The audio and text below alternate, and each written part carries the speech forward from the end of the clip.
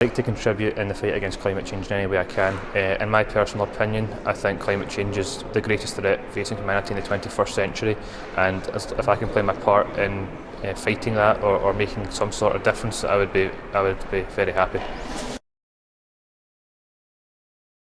In my final year at GCU, my dissertation was a bit wacky to say the least.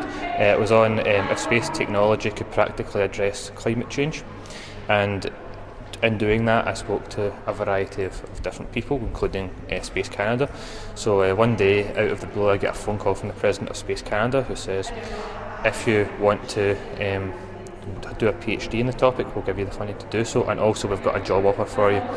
So I'm working on a small demonstration project that will demonstrate space-based solar power, which is a concept where you'd have solar panels in outer space to gather energy, beam it down to Earth to use in the ground. And the advantages of this technology is it's 24/7, so it takes away the need to store energy.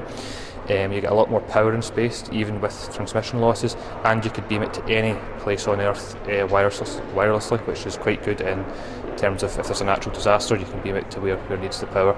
So we're developing a mission that can hopefully prove the technology and kind of start the industry up. Quite surreal,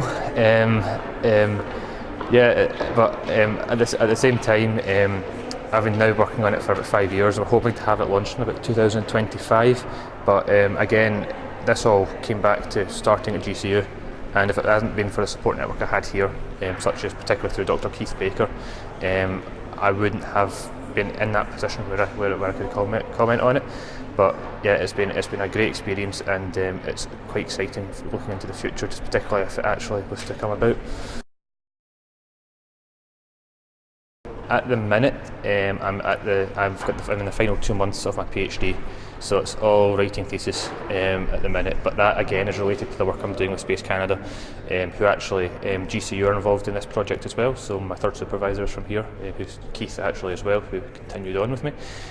So we're looking at lowering the environmental impacts of space missions.